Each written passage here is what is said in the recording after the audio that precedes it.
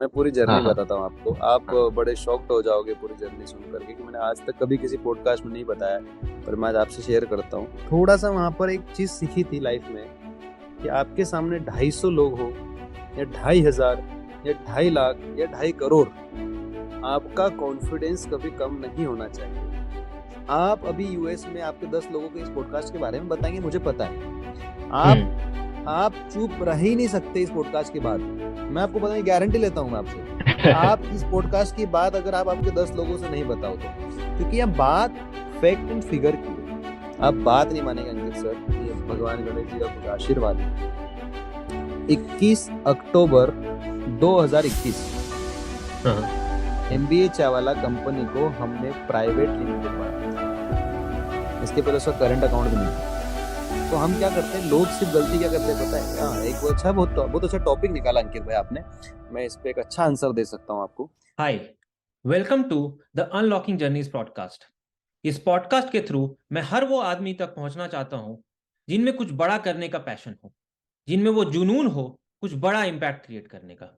इसमें हम होस्ट करेंगे उन लोगों को जिन लोगों ने अपने अपने फील्ड में कुछ बड़ा किया है, और उनके जर्नीज से हम ये सीखेंगे कैसे हम भी उनके जैसे एक बड़े मुकाम तक पहुंच सकते हैं। So come, let's unlock their journeys together. आज हम ऐसे शख्स को होस्ट करने वाले हैं जिन्हें एमबीए चायवाला का बैकबोन माना जाता है, जिनका 2020 में बस एक आउटलेट था और आज पूरे इंडिया में 200 आउटलेट्स हैं, जिन्होंने काफी हम्बल बिगनिंग से शुरुआत की और आज इंडिया का बच्चा बच्चा उनका नाम जानता है। Please welcome Vivek Billore. Hello, welcome Vivek बिलोर। Thanks for हमारे पॉडकास्ट पर आने के लिए। हम लोग काफी इंस्पायर्ड हैं आपके से बात करके एंड प्रफुल्ल सर से भी बात करके। Thank you very much brother. Ankit ji, आपसे मिल करके अच्छा लगा। और आप हमारे इंडिया का नाम देश में, मतलब आप अमेरिका में रोशन कर रहे हैं। आप वहाँ पर इंडिया को रिप्रेजेंट कर रहे हैं, तो आपको बहुत बहुत शुभकामनाएं कि आप इंडिया को रिप्रेजेंट कर रहे हैं यूएस में। और काफ़ी अच्छा लगा आपके बारे में बात करके। तो बताएं, आप कैसे हैं, क्या हालचाल है आपके? और सब अच्छा है सर, इंडिया का नाम रोशन करने को कोशिश कर रहे हैं जहाँ पे भी हैं हम। एंड आप आपसे प्रेरणा लेते हैं। आप आपकी स्टोरी समझना चाहते हैं और हमारे दर्शकों को भी समझाना चाहते हैं कि कैसे वो भी इससे रिलेट कर पाए, कैसे इनसे कुछ सीख पाए और कुछ अपने लाइफ में भी कुछ चेंज ला पाए और बड़ा सोच पाए। तो आप मैंने आपका स्टोरी देखा, आप प्रफुल्ल सर का भी स्टोरी देखा, एंड काफी हम्बल बिगनिंग था आप लोगों का। एंड हम्बल बिगनिंग से कैसे स्टेप बाय स्टेप आप लोगों ने मतलब बिल्डअप किया उसके ऊपर, और कैसे इतना आज इस जो मुकाम पर आप लोग खड़े हैं, कैसे आप लोग यहाँ तक पहुंचे। निरंतर चलते रहना। हमारे पिताजी ने हमें सिखाया था कि बेटा, हमेशा जहाँ से जो चीज़ सीखने को मिल जाए उसको आप सीख लो। तो क्यूरियोसिटी बहुत ज़्यादा थी हम दोनों भाई के अंदर, कुछ कर दिखाने की, कुछ काम करने की। तो हम बचपन से हमारे परिवार में भी कुछ नए नए काम करते रहते थे। बहुत सारे लोगों को शायद मेरा बैकग्राउंड नहीं पता है, पर मैं बहुत कम उम्र का एक एंटरप्रेन्योर हूँ। जब मैं लगभग मेरे जीवन के 12 साल में था, तब मैंने गांव में सबसे पहली सत्यनारायण भगवान की कथा की थी। तो पापा करते रहते थे, उनके साथ में जाया करता था। तो अच्छा लगता था मुझे धर्म के बारे में बात करना, कथाएं करना, क्योंकि हमारा फैमिली बैकग्राउंड जो है वो ब्राह्मण फैमिली से हैं हम। तो पापा भागवत प्रवक्ता थे, अंकल मेरे आचार्य थे। तो हमारे घर का माहौल ही ऐसा था कि वहाँ पर संस्कृत के बारे में बात होती थी, भागवत के बारे में बात होती थी। फिर गांव अच्छा काफ़ी बड़ा था, तो पापा को बहुत प्रॉब्लम आती थी, क्योंकि आपको तो पता ही है कि जब गांव में शादियाँ होती है तो एक साथ 5-7 शादियाँ होती है। फिर 5-7 हाँ। जगह पर उनके मंडप करवाना है, शार्तिंग करवाना है, वहाँ पर विवाह करवाना है, ग्रह शांति करवाना है, सत्यनारायण भगवान की कथा करना है। तो वो एक प्रोसेस होती है गांव में, परिपाटी के अकॉर्डिंग। तो पापा को बहुत प्रॉब्लम आती थी, क्योंकि गांव बड़ा था और आसपास के गांव से भी पापा के बहुत कनेक्शन थे। तो मुझे लगा कि यार पापा को भी हेल्प मिल जाएगी, तो मैं थोड़ा सा सीख लेता हूँ। फिर मैंने मेरे अंकल से सीखा, जो जगदीश जी बिल्लोरे हैं मेरे अंकल। उन्होंने मुझे वास्तु के बहुत सारे मंत्र सिखाए, पूजन पाठ के मंत्र सिखाए, क्योंकि वो आचार्य भी थे। फिर दिमाग में ये लगा कि यार और सीखना चाहिए। तो और सीखने के लिए फिर हमारे पास में अपने महाकाल भगवान का नाम सुना होगा, उज्जैन में। हम्म। तो मैंने वहाँ जाकर के भी पढ़ाई की और वहाँ जाकर के भी बहुत सारी चीज़ें मैं सीख करके आया। फिर गाँव में पुरोहित्य मैंने शुरू किया। तो 12 साल की उम्र में मैंने भगवान सत्यनारायण की पहली कथा की थी। वहाँ पर मुझे 250 रुपये आए थे। 12 साल से ही आपने ये चीज समझना शुरू कर दिया, बहुत बड़ी बात है। क्योंकि 12 साल में मैंने देखा है लोगों को, मतलब कुछ भी नहीं करते वो। 12 से 13 साल की उम्र से ही जर्नी स्टार्ट हो गई थी, तो बस चलते रहता है, सीखते गए उससे। तो फिर 12 से फिर उसके बाद आपने पढ़ाई वगैरह कहाँ तक, फिर उसके बाद मैं कैसे पूरी किया? जर्नी बताता हूँ, मैं पूरी हाँ जर्नी हाँ बताता हूँ आपको। आप हाँ। बड़े शॉक्ड हो जाओगे पूरी जर्नी सुन करके, कि मैंने आज तक कभी किसी पॉडकास्ट में नहीं बताया है, पर मैं आज आपसे शेयर करता हूँ कि जब मैंने पहली सत्यनारायण भगवान की कथा की थी, तो मैं लगभग हमारे गांव के 60 से 70 व्यक्ति सामने बैठे हुए थे। तो पूजा पाठ मैंने करवा दी, कथा भी हो गई, आरती का टाइम आया था, तो मैं थोड़ा सा घबरा गया था कि यार इतने सारे लोग हैं, मैं कुछ हम्म। गलत बोल दूंगा। तो 12 साल की उम्र में बच्चा घबराएगा ही सही। तो हाँ थोड़ा सा घबरा गया था, तो मेरा फिर पेट दर्द करने लगा। तो फिर मैंने वो कथा को वहाँ पे छोड़ा, पापा भी थे साथ में पर पीछे बैठे हुए थे। फिर हाँ। पापा ने आरती वारती कराई, फिर मेरे को घर पे छोड़ दिया गया। तो थोड़ा सा वहाँ पर एक चीज सीखी थी लाइफ में, कि आपके सामने 250 लोग हो, या 2500, या 2.5 लाख, या 2.5 करोड़, आपका कॉन्फिडेंस कभी कम नहीं होना चाहिए। जब आप कभी किसी के सामने कुछ बोल रहे हो, तो आप एक ही चीज दिमाग में रखो, कि आपके बराबर अच्छा वक्ता इस दुनिया में कोई नहीं कॉन्फिडेंस है। होना चाहिए अपने उस अंदर। समय आपके पास कॉन्फिडेंस होना चाहिए। अगर आपने सिर्फ 2.5 लाख लोगों को सामने देख लिया और उनको देख करके आप घबरा गए कि मैं क्या बोलूंगा, तो आप कभी उनके सामने नहीं बोल पाओगे। तो एक चीज तो बचपन में वहां से हमने सीख ली थी, कि कुछ भी हो जाए, हम हमारे बारे में बताएंगे जरूर। तो इसलिए हम ओपन माइक में माइक पकड़ लेते और माइक में बोलना शुरू कर देते, क्योंकि बचपन से आदत है 250, 250, 300 लोगों के सामने बोलने की। आज 2.5 लाख लोगों के सामने बोलने की ताकत भी रखते हैं, 2.500 लोग भी ऑडिटोरियम में बैठे होते हैं, तो उसी कॉन्फिडेंस के साथ बोलते हैं। तो एक चीज तो 12 साल की उम्र में समझ में आ गई थी, कि आपको अगर बोलना आ गया, तो आप कमा सकते हो, क्योंकि आपके पास तो कितना तब भी से बेहतरीन पब्लिक प्रोडक्ट हो। स्पीकिंग चल रहा है आपका? या तो एक चीज वो सीख ली थी उस समय, कि अगर आपको बोलना आता है, तो आप कहीं भी कमा करके खा सकते हो। नहीं तो आपने देखा ही है कि बोलने वाले, जो अच्छे बोलने वाले और अच्छा काम करने वाले प्रधानमंत्री बन जाते हैं। तो हाँ। सारा खेल जुबान का होता है। बहुत सारे लोगों के पास प्रोडक्ट बहुत अच्छे होते हैं, पर वो मार्केट में उसको समझा ही नहीं पाते कि उस प्रोडक्ट का करना क्या है। बहुत बिल्कुल। सारे लोगों के पास प्रोडक्ट भी अच्छा होता है, पैसा भी अच्छा होता है, पर वो मार्केटिंग ही नहीं कर पाते, क्योंकि वो बता ही नहीं पाते सामने वाले को, क्योंकि वो अच्छा बोल नहीं पाते। तो हम्म। हमारे पास भगवती सरस्वती माता का आशीर्वाद है, कि हम बोलने में अच्छे हैं, तो हम अपने प्रोडक्ट को, अपने आइडिया को आप लोगों के सामने बता पाते हैं, रख पाते हैं, और आप उसको समझ पाते हैं, तब आप हम पे ट्रस्ट करके हमारे साथ व्यापार कर पाते हैं। बिल्कुल। तो वो एक अच्छी चीज बचपन में वहां से सीखने को मिल गई थी। दूसरा फिर, कि मुझे पतंग उड़ाने का बहुत शौक है आज भी। हाँ हाँ। मेरे गांव में आप किसी से पूछेगा तो पतंग उड़ाता था मैं। तो थोड़ा बिजनेस माइंड भी था मेरा। अब मैं उसको रिलेट करके बताता हूँ, कि जब वो 250-300 रुपए कर करके जब मैंने 8-10 हज़ार रुपए इकट्ठे कर लिए, अब पतंग उड़ाने का शौक है, तो मैंने सोचा कि यार अगर मैं पतंग 8 हज़ार रुपए कमाए, अगर इसी पैसे से वापस पतंग ले आया, तो ये 8 हज़ार रुपए तो बर्बाद हो जाएंगे, खत्म हो जाएंगे। तो मेरे सही। दिमाग में आइडिया आया, कि अब मैं इस गांव के अंदर पतंग बेचूंगा। तो मैंने नाइस। 8 हज़ार रुपए में पतंग की दुकान डाली, 14 साल ओ। की उम्र में, गांव में, क्योंकि हमारे गांव में पतंग बहुत उड़ती थी। तो चौदह हम्म। साल की उम्र में पतंग की दुकान डाली। और प्लानिंग क्या थी पता है आपको? कि मैं उतना पैसा कमाऊंगा जितने में मेरी पतंग फ्री हो जाए।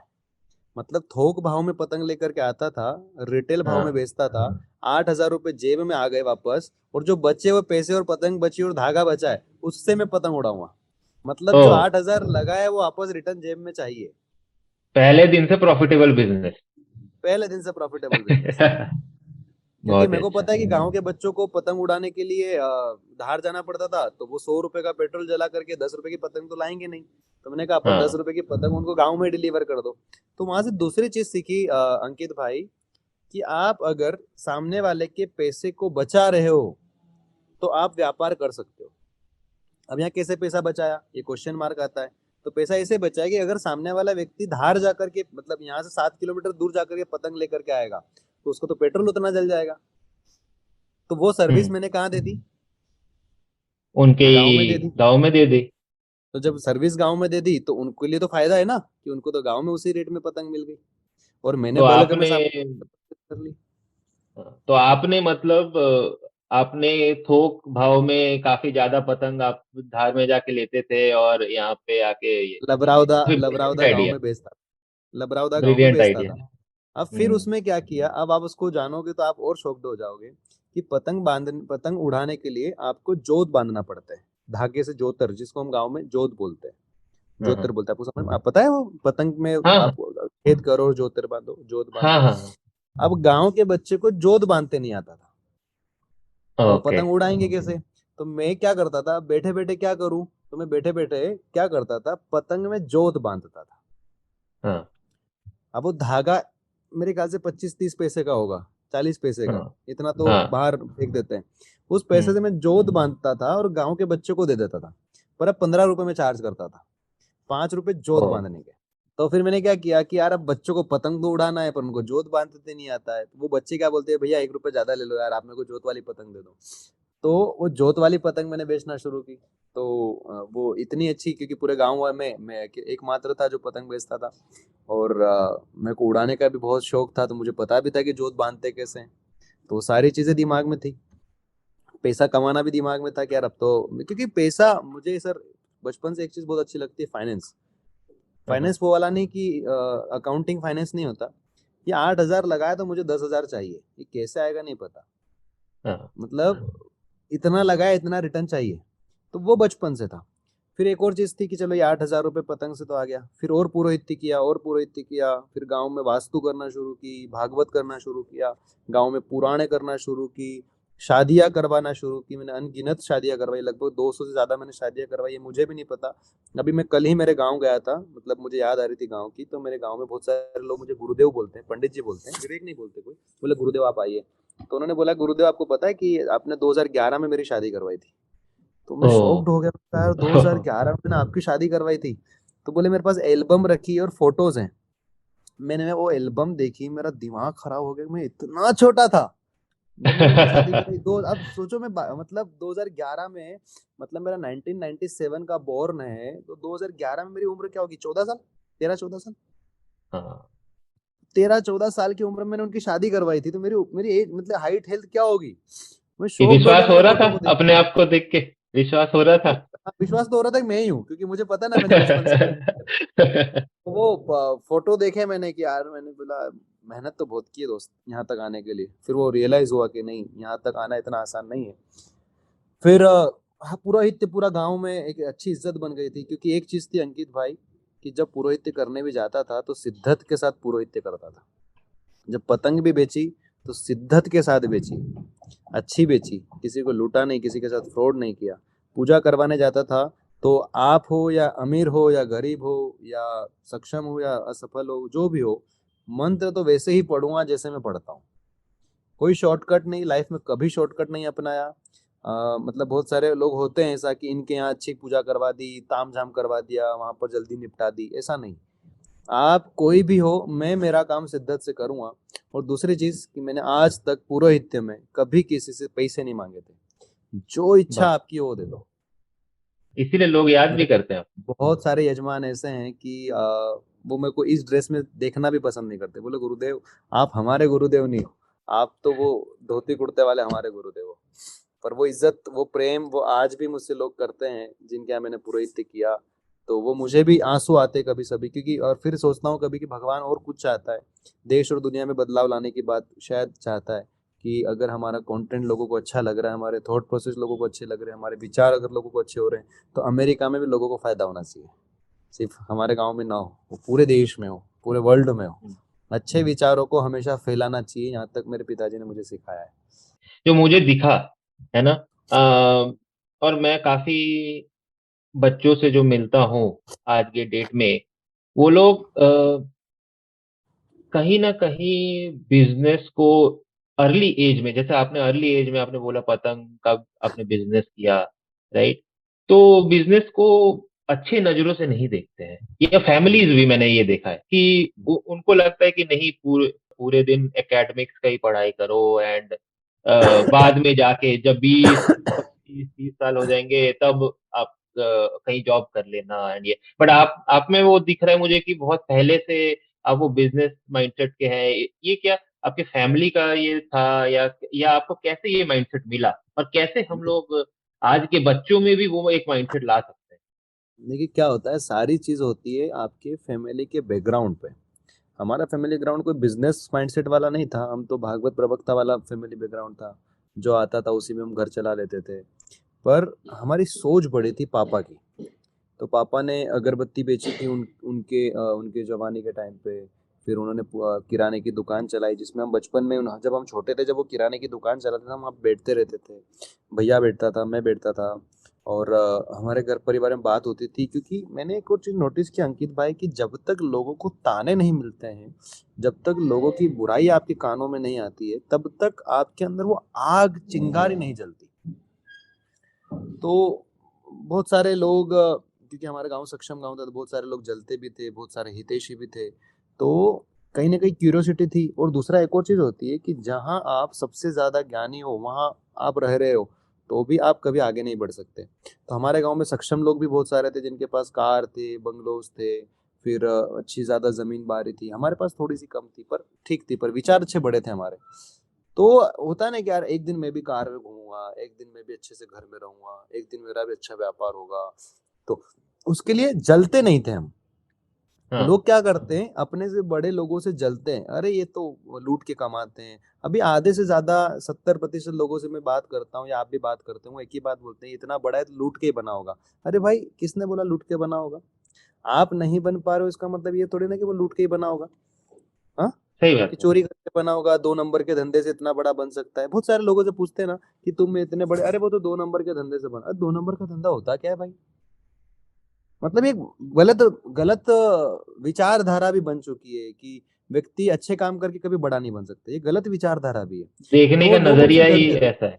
हाँ, क्योंकि वो नहीं कर पा रहे। जो बराबरी नहीं कर पाता, वो बुराइयां करता है। हाँ, तो और लोग वो क्या करते हैं, सीखना भी अच्छे नहीं लोगों से। चाहता है फिर। हाँ, और वो इसीलिए बड़ा भी नहीं बन पाता। तो हम्म। हम उनसे जलते नहीं थे। हम उनके पास जाते थे, उनसे बात करते थे कि आप, ऐसा कौन सा रहस्य है कि जिससे आप ये गाड़ी लेकर के आ पाए? ऐसा कौन सा बिजनेस आप करते हैं जिससे आप इतना अच्छा कमा पा रहे हैं? तो फिर पता चला है कि गाड़ी तो भैया किस्तों पे आ जाती है। पहले हमको लगता था कि यार ये 17 लाख की कार लेकर के आए। फिर बाद में पता चला इन्होंने तो सिर्फ मात्र 1 लाख रुपए दिया, बाकी तो फाइनेंस हो गया। फिर क्यूरियोसिटी और जगी कि यार ये तो 1 लाख रुपए की गाड़ी है, बाकी तो हर महीने 40-50 हजार रुपए, 35 हजार रुपए किस्त भर रहे हैं।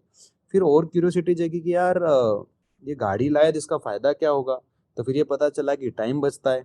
वो ठंड में भी काम कर पाते हैं, बाहर जा पाते हैं। वो बारिश में भी हम्म। बाहर जा पाते हैं। वो गर्मी में भी बाहर जा पाते हैं। अब हमारे पास संसाधन नहीं है, तो मान लो बारिश आ रही है तो हम घर में ही बैठे हैं, ये हमारे पास हम्म। संसाधन नहीं है। वो ठंड लग रही है तो बोले यार हमारे पास तो इतने जैकेट्स नहीं है कि हम रात को, फिर रात में भी आप व्यापार नहीं करने जा सकते। तो फिर मेरे दिमाग में आया था कि यार मुझे कार खरीदना है। कार इसलिए नहीं खरीदना कि शो ऑफ है, कार इसलिए खरीदना कि मेरे टाइम की वैल्यू है, टाइम बच रहा है। तो मैंने कार इसलिए खरीदी, बहुत कम उम्र में कार खरीदी थी मैंने, 2015 में पहली कार खरीदी थी मेरे पैसे से। अल्टो लेकर के मैं आया था, 1,20,000 रुपये इकट्ठा करके। अच्छा। पुरोहित से मैंने अच्छा पैसा कमाया। तो 1,20,000 रुपये इकट्ठा किया था, अल्टो कार में लेकर के आया। फिर अल्टो कार का एक ही उद्देश्य था कि अब पुरोहित्य करने जा रहा था मैं। तो एक और चीज़ होती है माइंडसेट। तो पहले मैं जहाँ यजमान के यहाँ बाइक से कथा करने जाता था, तो मेरे को 500 रुपये के समथिंग मिलते थे। मैंने थोड़ा अपना स्टैंडर्ड बढ़ाया। अब भैया अपन कार से जाने लगे। तो हम्म। कार के अंदर अच्छा सा बैग, अच्छी सी बुक, अच्छे से प्रॉपर आसन, मेरा, मेरी गोमुखी, मेरी माला, मेरी पुस्तक जो भी रहती थी वो सब, प्रॉपर कुशा वुशा जो भी पूजा में लगती, वो नीट एंड क्लीन, पूरा पूरा बैग, धोती कुर्ता, और कार में जाने लगा। अब यजमान क्या कार में जाने लगा, तो उनको भी ये पता चला भैया 500 रुपये का, तो उन्होंने पेट्रोल जला दिया है। तो जो मुझे 500 रुपये मिलते थे, अब वो 2,100 रुपये मिलना शुरू हुए। तो कार की वजह से मेरे 500 रुपये और बढ़ गए। वाह। तो स्टैंडर्ड भी मेंटेन किया। मतलब क्या होता है, आप काम करो पर अपना एक स्टैंडर्ड भी होना चाहिए कि आप कौन है, हु आई एम। हाँ। मतलब या आप हम्म। साधारण व्यक्ति है, आप साधारण व्यक्ति है, या आप असाधारण व्यक्ति है। तो मैं अपने आप को कभी साधारण नहीं समझता था, मैं अपने आप को वीआईपी ही समझता था। वीआईपी क्यों समझता था, उसके भी बहुत सारे रीजन है। कि भैया मैं वहां जा रहा हूँ, वहाँ पे पुरोहित्य कर रहा हूँ, अच्छे से मेरा काम करके आ रहा हूँ, तो सिद्धांत सी बात है भाई, अच्छे से काम किया, अगर आपको अच्छा लग रहा है तो आप उसका मूल्य चुकाओ। मैं मांगता नहीं था, पर अगर आपके यहाँ मैंने अच्छा काम किया है, आपके साथ मैंने अच्छा पॉडकास्ट दिया है, तो भाई कुछ तो इज्जत करोगे, कुछ तो करेक्ट। बात करोगे, है ना? आपको भी सही बात। टाइम की वैल्यू पता है। तो मेरे को फिर मेरे काम, मतलब जो काम मैं करवाता था, उस काम की अच्छी वैल्यू मिलना शुरू हुई। फिर मांगता नहीं था, तो लोगों को और लगने लगा कि यार ये एक तो कार से आ रहे हैं, एक तो इतनी अच्छी पूजा करवा रहे हैं, और फिर जब इनसे बोल रहे हैं तो ये बना करने की, अभी आपकी जो इच्छा वो दे दो। फिर एक चीज वहां से और क्या सीखने को मिली अंकित जी, कि बिन मांगे ज्यादा मिलता है। वैल्यू दिखाना है हमें, वैल्यू दिखाना है, बिन मांगे स्टैंडर्ड दिखाना, ब्रांड बताना है और उससे बिन मांगे बिन मांगे ज्यादा मिलता है। अब अगर मैं हम्म। मानता तो कितने मांगता, तो पहले 500 मिलते थे, मैं सोचा 1100 दे दो। अब जब सामने हाँ वाले से ऐसा बोल दिया कि भैया आपकी जो इच्छा, तो उन्होंने 2100 दिए, तो मैं क्यों मांगू। तो कभी से भी क्या वाह। होता है, व्यक्ति मांगने में कम मांग लेता है। अब जैसे आप हाँ अंबानी के घर पे जाकर के पूजा करने गए, अब उनसे आप बोलोगे 1100 रुपए दे दो या 2100 रुपए दे दो या 5100 रुपए दे दोगे, तो आपको क्या लगता है कि 5100 रुपए मांगना कम हो गया। हो सकता है कि उनके दिमाग में आया हो कि यार इतनी अच्छी पूजा करवाई, इतना अच्छा काम करवाया, मैं पंडित जी को एक गाड़ी दान कर देता। हम्म। बड़े बड़े लोग ऐसे होते हैं, किसी का कोई करते हैं। भरोसा नहीं दुनिया में। हो सकता है मैं पंडित जी को ये 1 लाख रुपए दे देता हूँ। हो सकता है हाँ उनको अगर कुछ अच्छा लग गया तो वो 1 लाख रुपए भी दे दे, कि उनके 1000 करोड़ रुपए के अकाउंट में 1 लाख रुपए की क्या वैल्यू।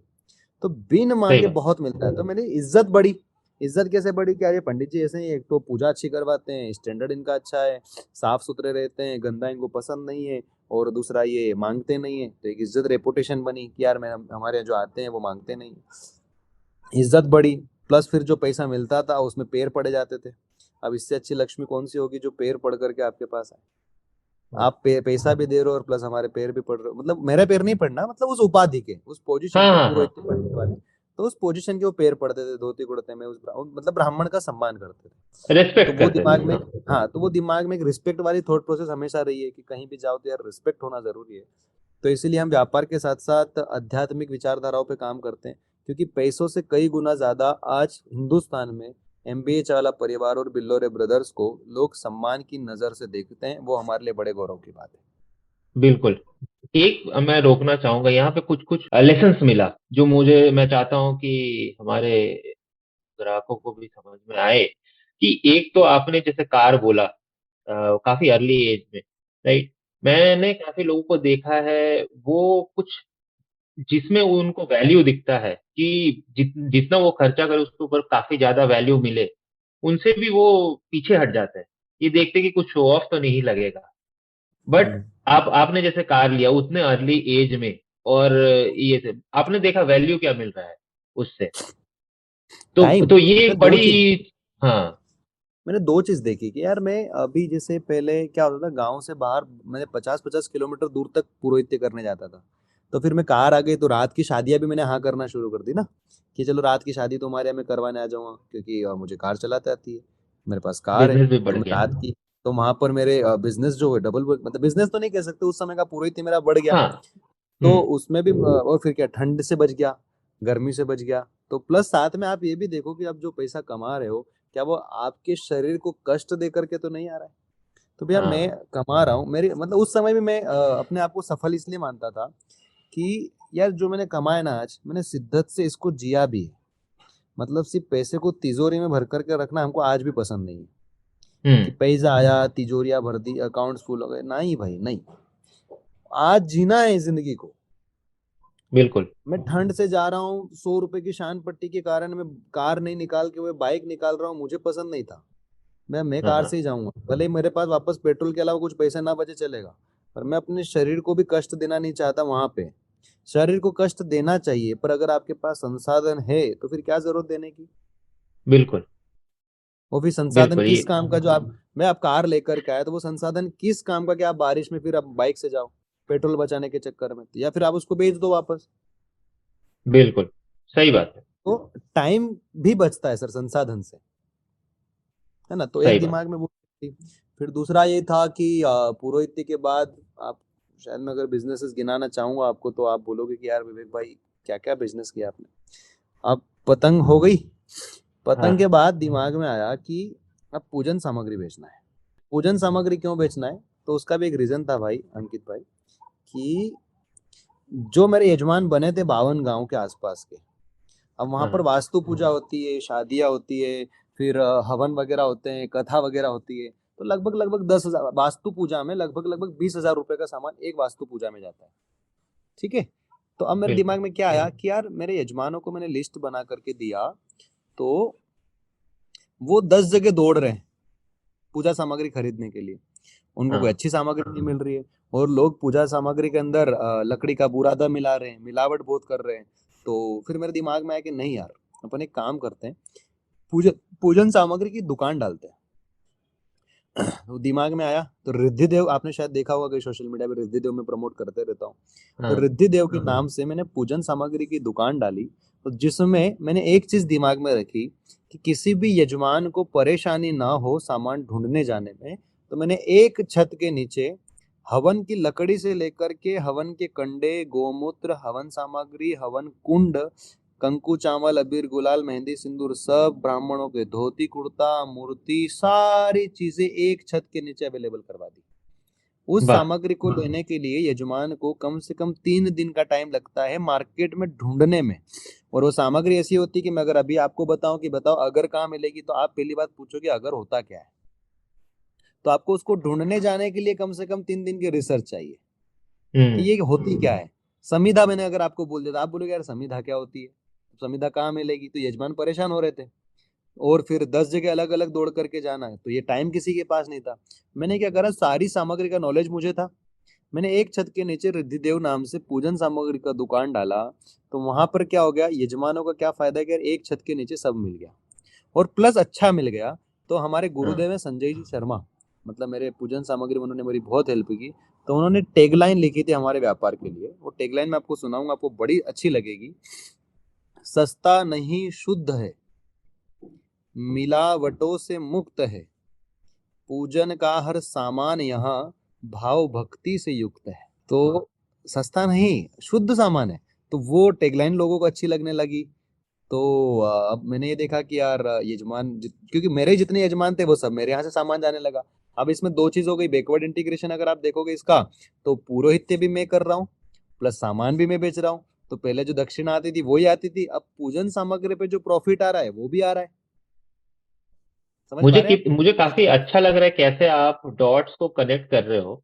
जैसे आपने बैकवर्ड इंटीग्रेशन बोला, काफी बार हम लोग ये छोटे स्केल में जो आप जो कर रहे हो उसको हम लोग उतना वैल्यू नहीं देते, और बड़े बड़े स्केल में जो करते हो वो वैल्यू देते हैं। बल्कि जो कॉन्सेप्ट है आप सेम यूज कर रहे हो बड़े स्केल में भी। सेम कॉन्सेप्ट है। इसलिए बैकवर्ड इंटीग्रेशन किया। जैसे फिर आपने जैसे बोला कि आप कार से जाते थे, तो एक टाइप का आपने अपना ब्रांड बनाया, उस वहां पे अपना एक स्टैंडर्ड बनाया। तो वैसे ही जैसे आप अगर कंपनीज देखोगे एप्पल वगैरह, उनका एक ब्रांड है पूरे दुनिया में। ये तो ब्रांडिंग भी बहुत इंपॉर्टेंट है। तो कैसे ही एक छोटे स्केल से बड़े स्केल को कैसे रिलेट कर रहे हो, तो मुझे ये काफी अच्छा लग रहा है। एंड दर्शकों को ये भी बताना चाहूंगा कि छोटे स्केल की चीजों को कैसे आप बड़े स्केल में कैसे कर सकते हो, ये समझने का काफी अच्छा ये। एक एक और अंकित जी, एक और गलती करते हैं लोग, जो मैं नोटिस करता हूँ युवाओं में देखने की, वो अपने बिजनेस को छोटा मानते हैं, हाँ या वो दूसरे के बिजनेस को बड़ा मानते हैं। मैं आपको एक बात बताता हूँ अंकित भाई, मैं आज से 6-7 साल पहले से व्यापार कर रहा हूँ, 8 साल पहले से व्यापार कर रहा हूँ। ना मैंने कभी पतंग बेचता था, तब मैंने कंपटीशन अंबानी से रखा है, अडानी से रखा। ना जब मैंने पूजन सामग्री बेचा तो अपने आसपास से कंपटीशन रखा। आज हम एमबीए चाला भी संभाल रहे, तो ना किसी से कंपटीशन है और ना ही किसी से इन्फ्लुएंस है। हम हमारी मस्ती में काम कर रहे हैं सर। लोग गलती क्या करते, अरे वो बड़ा बन गया, अरे वो छोटा बन गया। अरे भाई, बुरा जो देखन में चला, बुरा न मिला कोई, जो मन खोजा आपना, मुझसा बुरा न कोई। मेरे व्यापार में मेरे पास टाइम नहीं है, तो मैं काहे की दूसरों की बुराई करूं, और क्यों दूसरों से इन्फ्लुएंस हूं। हम गलती बिल्कुल क्या करते हैं, हम गलती करते हैं, हम हमारे बिजनेस से प्यार नहीं करते सर, हम हमारे व्यापार से बहुत प्यार करते हैं। हम काम से बहुत प्यार करते हैं। आप देख रहे होंगे, आप सारे सोशल मीडिया पे हम कहीं ना कहीं लगे रहते हैं। हम इसलिए लगे रहते हैं नहीं कि पैसा कमाइए, पैसा तो पतंग में अगर सोचता पैसा कमाना, तो शायद वही पैसा अच्छा मिल रहा था मेरे को, मतलब इतना बड़ा सोच नहीं पड़ पाती। फिर पूजन सामग्री में अच्छा मिल रहा था और पेड़ पड़ के मिल रहा था, इससे अच्छा पैसा क्या होगा मुझे बताओ आप समझ रहे हैं मैं बोलना क्या चाह रहा हूँ। हाँ तो हम गलती क्या करते हैं, हम दूसरों से इन्फ्लुएंस हो जाते हैं। बिल्कुल हिंदुस्तान के ज्यादातर युवा दूसरों के बिजनेस को बड़ा बनाते, यार ये तो बड़ा बन रहा है, ये बड़ा बन रहा है, मैं तो ये छोटा काम क्यों करूं, मैं छोटा काम क्यों करूं। उनको नहीं पता ये छोटा काम करते करते करते करते करते करते ये एक दिन इतना बड़ा हो जाएगा, इतना बड़ा हो जाएगा, आप इसको संभाल नहीं पाओगे। और आप अपने उस छोटे से बिजनेस को बड़ा बनाने की कोशिश करो ना। अब उस बड़े से बिजनेस से अगर आप अभी कंपटीशन करने लग जाओगे, तो वो आप कर ही नहीं पाओगे। अब आप उसके भाई उनके अकाउंट में 1 करोड़ रुपए रखा हुआ है, आपके अकाउंट में 1 लाख रुपए रखा हुआ है। अब आप 1 करोड़ रुपए से अपनी बराबरी करोगे तो कैसे आप संभव हो पाओगे? तो आप तो जीवन भर दुख में रह जाओगे कि यार मेरे को 1 करोड़ चाहिए तब व्यापार शुरू होगा, 1 करोड़ चाहिए तब व्यापार शुरू होगा। हम तो चाय के ठेले से और पतंग की दुकान से उठे हुए हैं यार। बिल्कुल। हमने तो 8-8 हजार रुपए में दोनों भाई ने धंधा शुरू किया। उसने 8 हजार रुपए, भाई ने चाय की दुकान डाली, मैंने 8 हजार रुपए में पतंग की दुकान डाली। 8-10 हजार रुपए की स्टोरी है। पर मैं सारी स्टोरी किसी को बताता नहीं हूँ क्योंकि मुझे पसंद भी नहीं है। जो हकीकत है उस पर बात करना मुझे ज्यादा पसंद है। और दूसरा क्या है कि बखान करना मुझे अच्छा नहीं लगता, काम करना मुझे बहुत पसंद है। नहीं, ये मुझे लगता है ये काफी रिलेटेबल स्टोरी है। और आप लोग इसको अगर बताओगे तो सामने वाले को पता चलेगा कि ऐसे छोटे से ही धीरे धीरे बढ़ता है। ऐसा नहीं होता कि एक बार में बहुत बड़ा चीज हो जाता सर समय लगता है, समय लगता है। है। एक कबीरदास जी का एक श्लोक दोहा मुझे याद आता है, धीरे धीरे रे मना धीरे सब कुछ होए, माली सींचे सो घड़ा ऋतु आए फल होए। मतलब जो भी संसार के काम है वो धीरे धीरे होते हैं। आप कितने भी पौधे पे कितना भी पानी डालो, 100 घड़े 200 घड़े, पर जब तक उसका मौसम नहीं आएगा, उसकी ऋतु नहीं आएगी, तब तक वह फल नहीं देगा। गर्मी में ही आम पकते हैं, आप उसको ठंड में नहीं उगा सकते सर। बिल्कुल। हर एक फल को पकने का एक मौसम होता है। तो उस मौसम के अकॉर्डिंग फल पकता है, तो आप काम करते जाओ। तो हम क्या, इसीलिए मैंने आपको सबसे स्टार्टिंग में बोला था चरई वेती पे हम ज्यादा बिलीव रखते हैं। चलते रहो, रुको हम्म, मत। चलते रहो, रुको मत। बिल्कुल बिल्कुल। अब आगे बताइए आप। फिर उसके बाद आप लोगों ने कैसे ये शुरू फिर किया फिर यहाँ पे? बताता हूँ मैं। फिर क्या हाँ हुआ कि वहीं पर लोग यजमानों को एक और, अब दुकान पे मैं बैठने लग गया। दुकान हाँ पे एक अच्छी जगह, एक अच्छी लोकेशन पे दुकान डाली जहाँ पर कोर्ट था सामने, और उस रोड पे हमारी दुकान थी धार में। कोर्ट हाँ। रोड पे हमारी दुकान है धार में। तो मैं वहां बैठने लग गया था। मैं हमने आदत क्या रखी थी, बाहर एक बोर्ड लगा दिया, ब्लैक बोर्ड, व्हाइट बोर्ड। उस पे मैं रोज एक सुविचार लिखता था। एक दिन अच्छा। मैंने एक विचार लिखा, माटी के दीपक सा यह तन, तेल खत्म खेल खत्म। अब वो थोड़ा डीप मीनिंग है। मतलब ये मिट्टी के दिए जैसा हमारा तन होता है, अगर हम ज्ञान रूपी तेल इसमें डालते रहेंगे तो ये हमारा जीवन चलेगा। जिस दिन ये ज्ञान रूपी तेल डालना हमने बंद कर दिया तो तेल खत्म खेल खत्म। तो वहां पे जो निकलते थे उनको बहुत अच्छा लगता था, वकील हो गए, जज हो गए, वहां पे जो काम करने वाले बाबू हो गए, सबको बहुत अच्छा लगता था। तो वो आकर पूछते यार ये किसने लिखा, तो फिर मेरे से मिलते थे। अब मैं, और जब वो मेरे से मिलते थे तो उनको एक अच्छी चीज ये लगती थी कि मैं हमेशा पॉजिटिव रहता था। आप मुझसे कभी भी बात करोगे, मेरी एनर्जी आपको सेम दिखेगी, मेरे चेहरे पे आपको इसी चमक दिखेगी, चेहरे पे स्माइल दिखेगी, मैं ऐसी बात करता हूँ, आदत सी है। तो बिल्कुल। उनको अच्छा लगता था कि यार ये बंदा कौन है, तो इससे बात करना है, इनसे मिलना है। तो अब जब पूजन सामग्री की दुकान है, सारा सामान एक जगह मिल रहा है, अगरबत्तियां जल रही है, तो मैंने माहौल ऐसा बना के रखा था। वहाँ पे दिन भर भजन चलते थे, दिन भर अगरबत्ती की खुशबू आती थी। तो माहौल ऐसा हो गया था कि यार ये पूरा संस्कारिक माहौल। और उसके बाद में किसी ने अगर मान लो मुझसे शिव जी की मूर्ति खरीदी, तो मैं शिव जी के बारे में उनको इतना सारा बता देता था कि शिव समान दाता नहीं, विपत्ति निवारण हार, लज्जा सबकी राखी हो नंदी पे सवार। शिव जी की प्रतिमा क्यों रखी जाती है, उनको क्या क्या चढ़ता है, तो बिल पत्र चढ़ता है, धतूरा चढ़ता है। फिर आप उनकी पूजा कैसे कर सकते हो, उनमें कौन सा मंत्र पढ़ सकते हो, ओम नमः शिवाय कैसे पढ़ सकते हो। मतलब उनको इतना सारा ज्ञान मिल जाता था शिव जी का। तो अब फिर मैंने वहां पे एक और दिमाग लगाया कि अब यहाँ पर सामग्री तो बेचना है, प्लस अपने ज्ञान को भी बेचना है। तो मैं हमेशा से हम्म सामग्री कभी सस्ती मैंने नहीं बेची, महंगी बेची। अब शिव जी की प्रतिमा मान लो 500 रुपए में बिक रही है, तो मैं 700 रुपए में बेचता था। 500 रुपए तो प्रतिमा के हैं, और 200 रुपए मेरे इस ज्ञान के हैं कि ये पूजा करना कब है, आपको कैसे करना है, क्यों करना है, क्यों की जाती है, पूरा के पूरा भगवान शिव जी के बारे में उनको बता देता था। तो यजमान वाह। मतलब ग्राहक भी खुश हो जाते थे कि यार चलो यार 500 रुपए के साथ साथ भले 200 रुपए ज्यादा लगे, पर मुझे सब चीज पता चल गई कि पूजा होती कैसे हम्म है। तो मार्केट में एक ऐसी न्यूज फैली पूरे धार मार्केट में कि पूजन सामग्री अगर खरीदना है तो रिद्धि देव पे से। वहां भले ही महंगा सामान मिलता हो, पर वहां पर क्वालिटी मिलती है, प्लस नॉलेज मिलता है। और अगर आपको मान लो कोई आपके घर में कथा हो, आपको पता नहीं क्या क्या सामग्री लगती है, तो बोले आप तो वहां चले जाओ, वो तो सब दे देंगे आपको, उनको सब पता है। तो अब हमारा मार्केटिंग ऐसा हुआ, माउथ पब्लिसिटी। आप देखना हम्म कि एमबीए चाला की मार्केटिंग हमने आज तक पेड मार्केटिंग नहीं की है। हम्म तो उस दिन मेरे दिमाग में क्लिक हुआ कि भैया माउथ पब्लिसिटी से बराबर हिंदुस्तान में कोई मार्केटिंग नहीं है, बिल्कुल। Mouth marketing. आप अभी यूएस में आपके 10 लोगों को इस पॉडकास्ट के बारे में बताएंगे, मुझे पता है। आप हम्म आप चुप रह ही नहीं सकते इस पॉडकास्ट के बाद। मैं आपको बताने की गारंटी लेता हूँ मैं आपसे कि आप इस पॉडकास्ट की बात अगर आप आपके 10 लोगों से नहीं बताओ तो, क्योंकि यह बात फैक्ट एंड फिगर की है, यहाँ बात सच्चाई की है, यहाँ बात लोगों को फायदा पहुंचाने की है, यहाँ बात धर्म को आगे बढ़ाने की है, यहाँ बात सच्ची है, झूठी नहीं है। तो आप खुद नहीं रोक पाओगे। तो अब क्या हुआ, माउथ मार्केटिंग ऐसा हुआ कि अब वो दुकान का नाम रिद्धिदेव दुकान का नाम था, पर वहां पर मार्केट में ऐसी न्यूज पड़ गई कि पंडित जी की दुकान। अच्छा। आज तक हमारी दुकान पे, रिद्धिदेव की धार की दुकान पे, किसी ने ना मुझे विवेक बोला है, पंडित जी की दुकान पे जाना है, पंडित जी की दुकान पे जाना है, पंडित जी की दुकान पे जाना है। तो ऐसा माहौल बन गया। तब मैंने वहां पर ज्योतिष केंद्र डाला, एस्ट्रोलॉजी, क्योंकि मैं अच्छा। एस्ट्रोलॉजर भी हूँ। तो मैंने वहाँ ज्योतिष कार्यालय डाला। तो मैं बहुत सारे लोगों की कुंडलियां देखता था, तो उनको उनके जीवन की बहुत सारी चीजें बता दिया करता था, तो उनको बहुत अच्छा लगता था। फिर बहुत सारे लोगों को बता दिया था कि ये उपाय करने से आपके विवाह में प्रॉब्लम आ रही तो हो जाएगा। फिर जिनके विवाह हो गए, जिनकी आज परेशानी खत्म हो गई, वो मुझे बहुत इज्जत देने लगे। तो एक अलग सम्मान की दृष्टि से देखने लगे। गुरु पूर्णिमा के दिन आप बात नहीं मानेंगे, कम से कम 40-50 हज़ार रुपए तो मुझे दक्षिणा के रूप में वहां आ जाते थे। अरे गुरुदेव आपने ये बोला था, ऐसा हो गया। तो इतनी अच्छी इज्जत बन गई थी रिद्धिदेव में।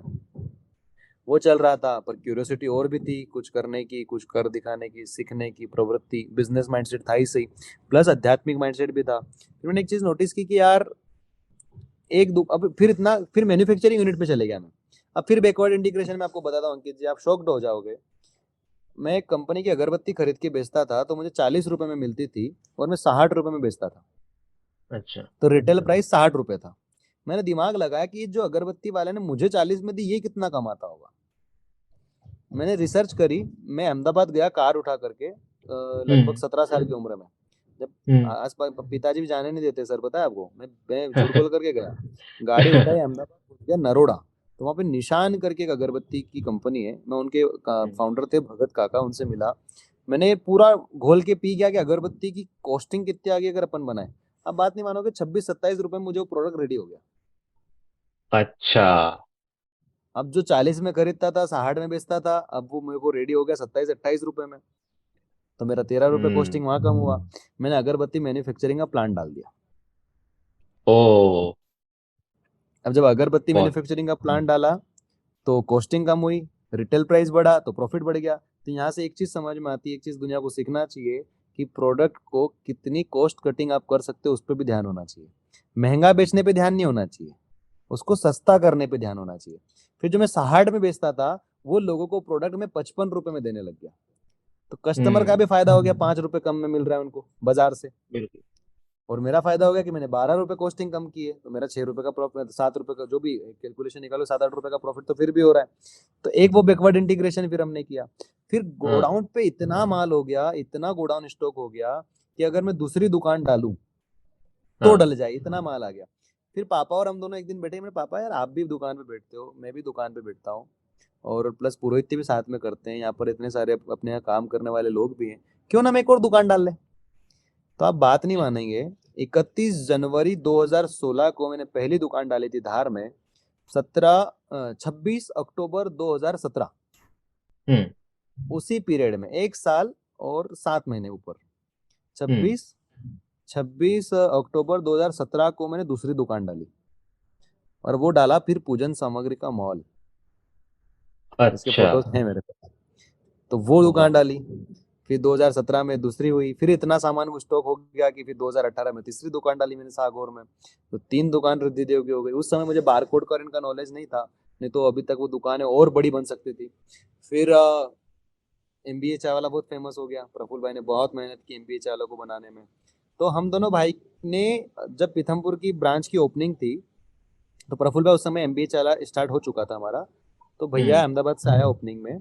तो हम गाड़ी में, पापा, मैं और भैया तीनों बैठे थे। तो हमने म्यूचुअल डिस्कशन किया कि भैया ने बोला कि यार मैं एमबीए चाला पे काम कर रहा हूँ, तो रिद्धिदेव पे काम कर रहा है, पापा भी थे गाड़ी के अंदर। बोले, मैंने भैया को बोला, उस समय एमबीए चाला थोड़ा सा स्लो चल रहा था। तो मैंने भैया को बोला, भैया तो रिद्धिदेव में आ जाए, रिद्धिदेव अच्छा चल रहा है, हम दोनों मिलकर के यहाँ करें। तो बोले विवेक, एक एक 2 साल और, 2 साल हम मेहनत करते हैं, जो जिसका व्यापार ज्यादा बढ़ रहा है, जिसका नाम ज्यादा हो रहा है, हम दोनों उधर हो जाएंगे। अगर रिद्धिदेव अच्छा अच्छा। चला तो मैं सब छोड़ छाड़ करके रिद्धिदेव पे आ जाऊंगा। और मैंने बोला अगर एमबीए चाल अच्छा चला तो मैं सब छोड़ छाड़ करके एमबीए चाला पे आ जाऊंगा। तो पहले तो से आप लोगों में वो है कि एक साथ करना है। बिना अलग अलग क्या करना है सर, जीवन में अलग होकर के क्या हाँ, करना, मुझे बताओ। जो साथ मिल बिल्कुल। करके कर सकते हैं वो अलग होकर के कौन करता है, बताओ। आज आप एग्जाम्पल देख लो कि अंबानी ग्रुप में एक भाई बहुत सक्षम है और एक भाई नहीं है, मुझे वो जिंदगी नहीं देखना सर। हाँ। होंगे तो दोनों होंगे, नहीं होंगे तो दोनों नहीं होंगे। इसीलिए मुझे वो मूवी बहुत पसंद आती है। धूम 3 मूवी आपने देखी होगी कि हाँ। उसमें दोनों भाई जब पकड़े जाते हैं तो साथ में सुसाइड करते हैं, नीचे गिर जाते हैं। तो करेंगे तो साथ करेंगे, नहीं तो नहीं करेंगे। दिमाग में शुरू से अच्छा। था कि हमको कंपटीशन, भैया दुनिया से क्या करना, लोग घर में कंपटीशन करते हैं सर। हाँ। इतने बड़े मूर्ख है कि जो घर में कंपटीशन करते हैं, घर में कंपटीशन करने की जरूरत है क्या। तो ये हमारा डिस्कशन हो चुका था कि जो जिधर बढ़ेगा हम दोनों एक हो जाएंगे। 2019 को हमारा वैलेंटाइंस डे वाला इवेंट वायरल हुआ एमबीए चाय वाला का, जहाँ से हमारी थोड़ा सोसाइटी, बताओगे क्या था वो इवेंट? प्रफुल्ल भैया ने एक इवेंट ऑर्गेनाइज किया था कि सिंगल्स को हम चाय फ्री में देंगे। तो अच्छा।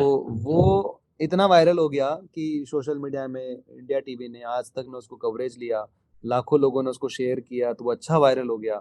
वहाँ से अच्छा खासा नाम हो गया। अभी प्रफुल्ल भाई की स्पीचेस वायरल होना शुरू हुई, प्रफुल्ल भाई के पॉडकास्ट वायरल होना शुरू हुए। भैया अपने आप में एक ब्रांड बनने गया, एक सेलिब्रिटी बनने लग गया। तो भैया ने तो बोला कि यार अब इतना ये नाम सब हुआ कुछ, है। ये सॉरी रोकने के लिए, ये सब कुछ एक साथ हुआ कि ये वैलेंटाइंस वाला ये, और जो सोशल मीडिया में इतना पॉपुलैरिटी हाँ, होना ये ये ऐसे सब? नहीं, ऐसे नहीं हुआ, मैं आपको पूरा इसका स्टोरी बताता हूँ। पहले इवेंट वायरल हुआ। तो इवेंट हम्म। वायरल हुआ तो इवेंट कौन करवा रहा है, तो प्रफुल्ल भाई के इंटरव्यू होना शुरू हुए, तो आज तक पे इंटरव्यू हुए, सारे सोशल मीडिया पे इंटरव्यू हुए। तो वो इंटरव्यू के जो रील्स बनी वो वायरल होना शुरू हुई, लोगों ने उसको शेयर करना शुरू किया। फिर कवरेज अच्छा लेना, इंस्टाग्राम पॉपुलर होने लगा, फेसबुक पॉपुलर होने लगा, लोग आने लगे, बिजनेस बढ़ने लगा चाय का, हमारा चाय का बिजनेस अच्छा खासा चलने लगा। और एमबीए चाला वस्त्रापुर आउटलेट बहुत अच्छा चलने लगा। फिर कोविड आ गया। तो अच्छा, कोविड एक में सेकंड फिर में रोकूंगा, सेकंड रोकूंगा। तो ये जो पीरियड था आपका, तब कितने सारे आपके मतलब आउटलेट्स थे? एक भी नहीं, एक ही आउटलेट था हमारा, वस्त्रापुर। तो वहीं प्रफुल्ल भाई ये करते थे? हाँ, तो वहां अ, पे वायरल बहुत हुए। अब वायरल हाँ। हुए, फिर हमने प्लान किया था कि एक्सपेंशन करेंगे, और उसी बीच में फिर कोविड आ गया। फिर कोविड में सबसे अच्छी चीज क्या होती है, देखो, एक सकारात्मक व्यक्ति हर जगह से सकारात्मक सोचता है, और एक नकारात्मक व्यक्ति हर जगह से नकारात्मक ढूंढता है। तो हम क्या, थोड़े हम्म। पॉजिटिव माइंडसेट वाले व्यक्ति हैं, तो हम अच्छी हम्म। चीजें ढूंढने की कोशिश करते हैं। कोविड आया तो कोविड में हर लोग घर बैठ गए, हम्म। सब मोबाइल फोन यूज करना शुरू कर दी। लोगों ने क्या करा, आराम की जिंदगी जीना पसंद कर ली, घर बैठो, कोई काम नहीं, चिल करेंगे। हमने मेहनत बढ़ा दी। हम्म। हम दोनों भाई सोशल मीडिया पे बहुत एक्टिव हो गए। मैं तो कम हुआ, पर अच्छा। प्रफुल्ल भाई तो बहुत ज्यादा हो गए ट्विटर हम्म। पे, ट्रेंडिंग में, क्योंकि सब व्यक्ति मोबाइल ही चला रहे थे उस समय। हमने हाँ। इतनी इतनी सोशल मीडिया पे एक्टिव रहे, ट्विटर स्पेस पे बात करना, भैया ट्विटर स्पेस पे अच्छी बात करता है। फिर इंस्टाग्राम पे सबसे कनेक्शन बनाए, बातचीत फोन पे, क्योंकि हर व्यक्ति तो फोन चला रहा था, किसी के पास कोई काम था ही नहीं लॉकडाउन के टाइम पे। तो उसमें कनेक्शंस अच्छे बन गए। फिर हमारे रील्स, अच्छा। सब मोबाइल, हर हर व्यक्ति कोविड में रील्स देख रहा था, हर मोबाइल ही चला रहा था। तो हमारी रील्स उसमें बहुत वायरल हुई, बहुत वायरल हुई, बहुत अच्छा। वायरल हुई। फिर जैसे ही कोविड निकला, इंक्वायरीज हमारे पास लगभग सीआरएम पे 40-50 हजार फ्रेंचाइजी इंक्वायरी थी उस समय, 2020, अच्छा। 20 दिसंबर के अराउंड। फिर एक इवेंट, एक वो वायरल हुआ, रिचा अनिरुद्ध मैम का पॉडकास्ट। रिचा मैम ने अच्छा। ट्विटर पे प्रफुल्ल भैया से कुछ बात की थी, तो फिर उनका पॉडकास्ट शूट हुआ। तो उस समय हमने सिर्फ एक फ्रेंचाइजी बेची थी चंडीगढ़ में। चंडीगढ़ में एक फ्रेंचाइजी प्रफुल्ल भाई ने बेची थी, उसमें मेरा कोई योगदान नहीं था। प्रफुल्ल भैया ने उसका ऑपरेशन भी देखा था, इंफ्रा भी देखा था, बहुत परेशानियों के साथ वो आउटलेट हमने डाला। बहुत कुछ सीखा हमने आउटलेट डालते हुए। तो जय भाई ने फ्रेंचाइजी ली थी, उन्होंने फ्रेंचाइजी ली, वहाँ पर रिचा मैम का एक पॉडकास्ट हुआ था, आपने देखा होगा शायद, रिचा जिंदगी विद रिचा हम्म। के साथ प्रफुल्ल भाई का। उसने और बूस्ट दिया, वो इतना वायरल हुआ, इतना वायरल हुआ, इतना वायरल हुआ कि हमारे पास बिजनेस इंक्वायरी, फ्रेंचाइजी इंक्वायरीज इतनी आने लगी, इतनी आने लगी कि भाई ने बोला कि विवेक अब मेरे बस की बात नहीं है, अच्छा। अब मैं नहीं अब संभालूंगा। आप आ जाओ। तो मैंने भाई को बोला छोटा सा कि सब छोड़ दे अब, आज से एमबीए चारा मैं संभालूंगा। और अब उस दिन एमबीए चारा का ऑफिस में आना, जिस दिन मैं बुलाऊं, आने की ज़रूरत नहीं है, हम मैनेज कर लेंगे। क्योंकि नीचे के हार्ड वर्क जो थे ना वो मैं करके आया हुआ था, तो मेरे पास टीम बहुत स्ट्रांग थी। मैंने कहा आप चिंता मत कर, मैंने कहा अब तू तो अच्छा। मार्केटिंग कर। तो भैया ने फिर हम्म। पीछे अनिरुद्ध मैम के बाद पॉडकास्ट देना शुरू किया, बिजनेस में सब meetings meetings meetings meetings meetings meetings meetings meetings meetings meetings. आप बात नहीं मानेंगे अंकित सर, ये भगवान गणेश जी का कुछ आशीर्वाद है। 21 अक्टूबर 2021 हाँ हाँ। एमबीए चावाला कंपनी को हमने प्राइवेट लिमिटेड बनाया था। इसके पहले उसका करंट अकाउंट भी नहीं था। ओह वाह। डेट बताऊं मैं फिर से, 21 अक्टूबर अक्टूबर 2021। आज क्या चल रहा है? 21। ओह, आज भी 21 है, 21 जनवरी। कितने महीने हुए? 1 साल और 3 महीने। 1 साल 3 महीने में कंपनी के 200 से प्लस आउटलेट्स हैं। और वो तब एक या दो आउटलेट था, जब आप कितने एक, आउटलेट थे तब? ओ, एक सिर्फ आउटलेट से विद इन। बाप रे, ये तो एक्सपोनेंशियल ग्रोथ है। ओ। 1 साल 4 महीने में 200 प्लस आउटलेट्स हैं और 7 कंपनियां हैं। ये कैसे पता चला कि ऐसे हम लोग स्प्रेड कर सकते हैं हमारा रीच? क्योंकि आप लोगों के पास तो बहुत ज्यादा पैसा भी नहीं था, रिसोर्सेज नहीं थे। तो आप लोगों ने जैसे बातों से किया, राइट? तो काफी लोग ऐसे घबरा जाते हैं, मैंने देखा है कि भाई फंडिंग नहीं है और वो नहीं है, ये नहीं है। तो आप लोगों ने कैसे ये फिगर आउट कैसे किया? स्पेशली आप लोग ऐसे सोशल मीडिया ये सब बैकग्राउंड से तो आप लोग नहीं आते हो, राइट? बट आप लोग पब्लिक स्पीकिंग में अच्छे हो, जो मुझे समझ में आया आपकी बातों से। तो आप लोग को कैसे पता चला कि ऐसे करके फैला सकते हैं अपने बातों को, अपने बिजनेस को? बैकवर्ड बैकवर्ड इंटीग्रेशन, 24/7 काम करने का जुनून, हर गलती से सीखना, और कंपनी कल्चर बिल्ड करना और टीम वर्क में काम करवाना। 4 बेसिक सिद्धांत होते हैं बिजनेस को, वो आपके सोशल मीडिया प्लेटफॉर्म से मैं बताना चाहता हूँ दुनिया को। आप कुछ काम नहीं करते, आपकी टीम काम करती है, पर आपको टीम से काम करवाते आना चाहिए। अच्छा। लोग डांट करके काम करवाते हैं, हमारे साथ लोग 24/7 काम करते हैं, रात को 12 बजे भी। क्यों? क्योंकि हमारे यहाँ प्रेम मिला हुआ है। हमारे कंपनी कल्चर में रोज प्रेयर होती है, इतनी शक्ति हमें देना दाता, मन का विश्वास कमजोर होना, हम चले नेक रास्ते पे, हमसे भूल कर भी कोई भूल होना। वो कंपनी कल्चर में हम लेकर के आए। और ग्रुप ऑफ वाइस, हर बड़ी बड़ी कंपनी से सीखा, हर लोगों से सीखा, नए नए लोग लेकर के आए, कंपनी के अंदर अच्छे रिसोर्सेज लेकर के आए, 24/7 मेहनत की, खुद गए R&D करने, खुद इंफ्रास्ट्रक्चर। और ऐसा नहीं है कि हमसे गलतियां नहीं हुई, ऐसा नहीं है कि हमने एक्सपोनेंशियल ग्रोथ में घाटा नहीं खाया। बहुत सारे लोगों ने हमको, हमारे साथ भी बहुत दिक्कतें दी, बहुत प्रॉब्लम क्रिएट की, बहुत पैसा हमारा भी डुबाया, फिर हमारे साथ नुकसान भी किया, क्योंकि हम सीधे थे, हम बोल नहीं पाते थे, हम चिल्ला नहीं पाते थे, तो उसमें भी लोगों ने बहुत फ़ायदा उठाया। पर यह है कि अगर आपकी नीयत साफ है और आपके इरादे नेक है, तो ईश्वर आपके साथ है, वो आपकी हर पल हर जगह मदद ज़रूर करता है। बिल्कुल। बिल्कुल सही बात है।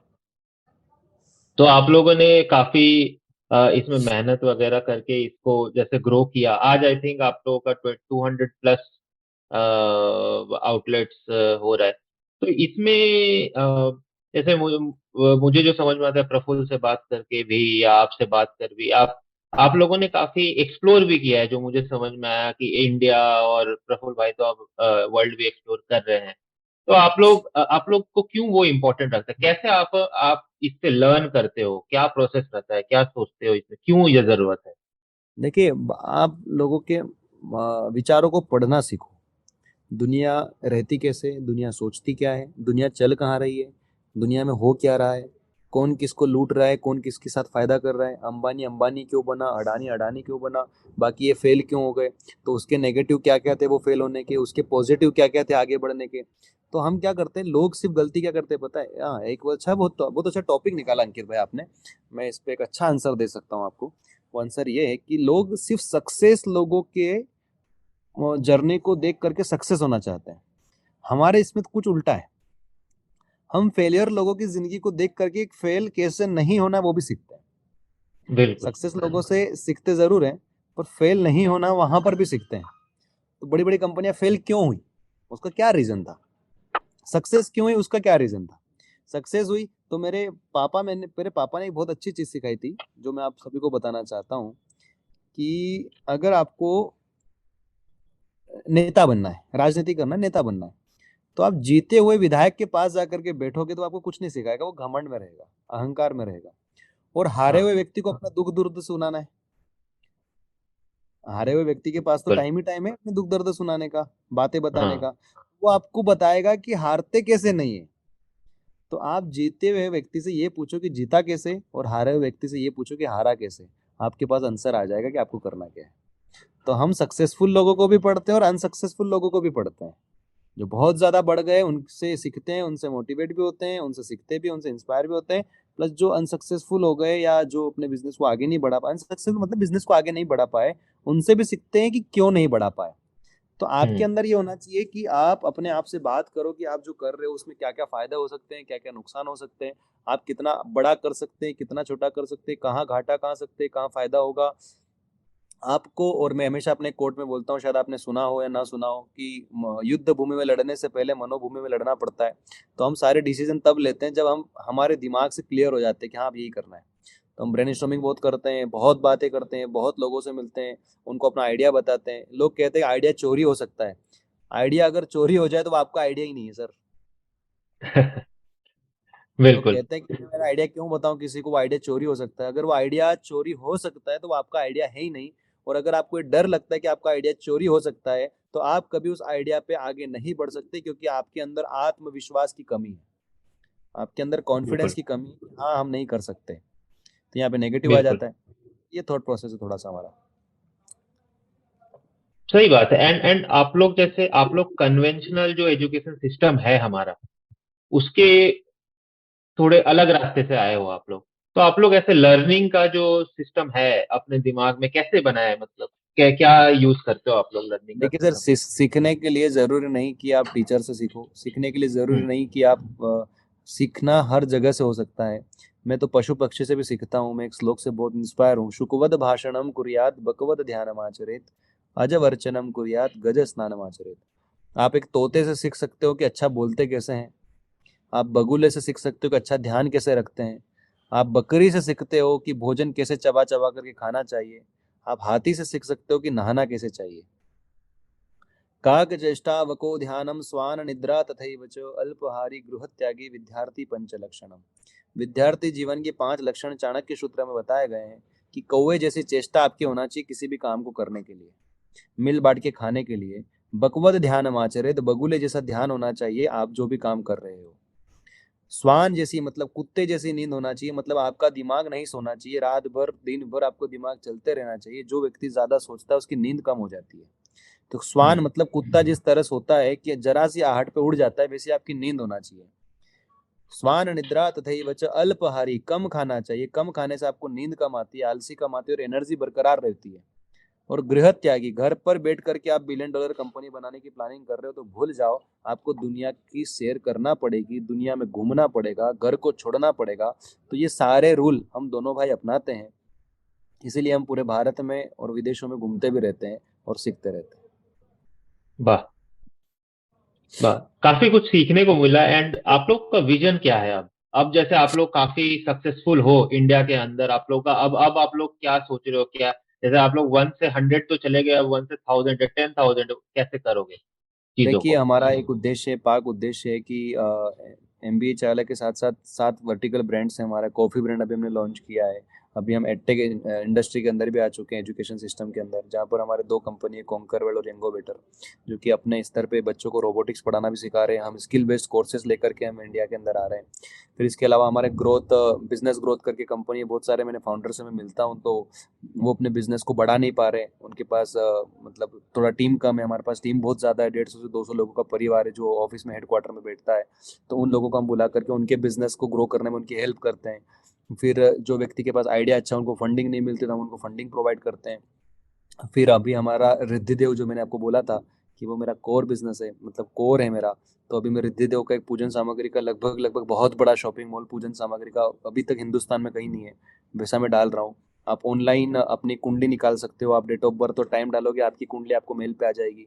आपको अगर ओह, पूजन करवानी हो यूएस में भी, तो आपके यहाँ से पूरी किट रिद्धिदेव भेजेगा और यहाँ से ब्राह्मण की व्यवस्था भी आपको करवाएगा, ताकि आपके घर में सारी पूजा हो एक क्लिक में। तो वो वाला मैं पूजन का बहुत बड़ा एक बिजनेस खड़ा कर रहा हूँ, जहाँ पर मैन्युफैक्चरिंग प्लांट भी हमारे होंगे, प्रोडक्शन भी हमारा होगा, प्लस ब्राह्मणों की व्यवस्था भी हम करवाएंगे, और पूजन सामग्री में आपको कहीं जाने की ज़रूरत नहीं है। तो उस बैकग्राउंड पे हम काम कर रहे हैं। आईटी के नाम से अभी हमने कनाडा में एक आउटलेट ओपन किया। एमबी चावला ने अभी एक ब्रांड को लॉन्च किया, मतलब है चाय ब्रांड ही, नाम थोड़ा चेंज किया है। कनाडा में हमने आईटी के नाम से बिजनेस किया, आई डैश TEAT चाय, मतलब अच्छा, इंडिया की चाय। तो मैं आपको वो भेजूंगा व्हाट्सएप वाह, पे कि अब कनाडा में हम रिप्रेजेंट कर रहे हैं इंडिया को, कि एमबीए चावला नहीं है, वो देश का ब्रांड है। वो देश के लिए जीता है, वो देश के लोगों के लिए जीता है, वो देश के युवाओं को इंस्पायर करता है।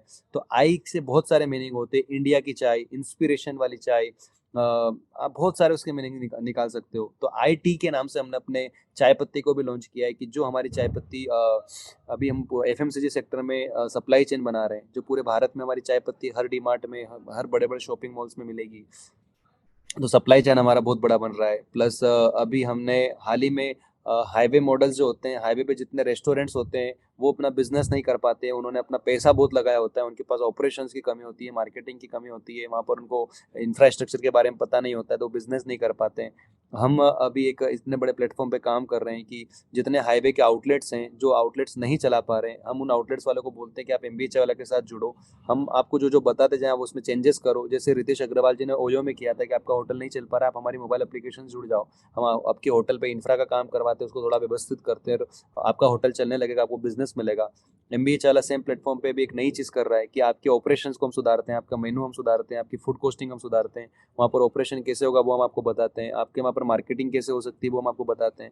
प्लस MBA चाला का नाम इतना है कि उस नाम की वजह से आपके पास ग्राहक आना शुरू हो जाएंगे, तो आपको बिजनेस नाम के जुड़ने की वजह से मिल जाएगा। तो अभी 590 हाईवेज है पूरे भारत के अंदर, तो हम 590 हाईवेज में मल्टीप्लिकेशन बाय 5, लगभग 1000 आउटलेट का प्लान कर रहे हैं हाईवे पे। तो अब वाह, इंडिया रिप्रेजेंट करेगा हाईवे पे, हर हाईवे पे। अब बाहर की विदेशी कंपनियां नहीं दिखेगी, अब हर हाईवे पे मैं चाहता हूँ कि इंडिया की एक कंपनी दिखे, वो है MBA चाय वाला। बिल्कुल, बिल्कुल, बिल्कुल। एंड काफी गर्व होता है कि इतना बड़ा विजन लेके आप लोग चल रहे हो, और आपने जैसे बोला कि इंडिया के बाहर भी आप लोग स्टार्ट कर दिए हो। एंड काफी अच्छा लग रहा है कि बड़ा विजन है, और हमारे अंदर वो विश्वास है कि हम लोग कर सकते हैं। तो काफी सीरियस बातें हो गई, थोड़े फन में चलते हैं। तो एक एक दो सवाल बस। अ, आप प्रफुल्ल की तो शादी हो गई, आपकी कब हो रही है? कितने गर्लफ्रेंड्स रह चुके हैं आपके? मेरी शादी तो 7 कंपनी से हो चुकी है। तो उसमें ये चाय वाला, IT, डार्क बेन्स, मतलब बहुत सारी 7 कंपनियां हैं। वो 7 कंपनियों से मैं बहुत प्यार करता हूँ, बहुत प्रेम करता हूँ, तो सातों काफी के प्यार साथ लग बस, रहा है आप लोगों के बीच में। सातों का साथ, हम सबका साथ। अच्छा, अच्छा, नाइस, वेरी गुड आंसर। और और आपको गाड़ी और बंगला, प्राइवेट जेट का भी शौक वगैरह है क्या? आप लोग नहीं नहीं, क्या शौक है? प्राइवेट जेट का तो शौक नहीं है, पर मुझे रहना और मतलब कार का बहुत ज्यादा शौक है मुझे। कार का अच्छा, शौक आज से नहीं है, कार का शौक मैंने आपको बताया था कि मैं 1,20,000 रुपए इकट्ठे करके आल्टो लाया था, फिर सेलेरियो लाया, फिर हेरियर लाया, फिर टाटा सफारी ली, फिर नेक्सॉन ली। तो मुझे कारों का बहुत शौक है, और भी छोटा सा शायद मर्सिडीज भी मैंने बुक किया है अभी। छोटा तो सा मर्सिडीज। हाँ, छोटा सा मर्सिडीज। मुझे कारों का बहुत शौक है। कार मतलब ड्राइव करना मुझे बहुत शौक है, और लगभग लगभग मैंने सेलेरियो जो छोटी कार थी उसको मैंने 1,80,000 किलोमीटर चलाया है 3-4 साल के अंदर। और वाह, सब मतलब लगभग लगभग 2.5-3 लाख किलोमीटर कार मैंने चलाई है 7-8 साल के अंदर। मैं बहुत ट्रेवल करता हूँ, बहुत ट्रेवल करता हूँ कार से। मैं पूरा वाह, इंडिया घुमा हूँ, लगभग कार से मैं पूरा इंडिया घुमा हूँ, कन्याकुमारी कश्मीर तक मैं गया हूँ कार से। वाह, बढ़िया। तो रोड ट्रिप करते हो आप? रोड ट्रिप का बहुत शौक है मुझे। बढ़िया, बढ़िया। चलिए, काफी अच्छा लगा।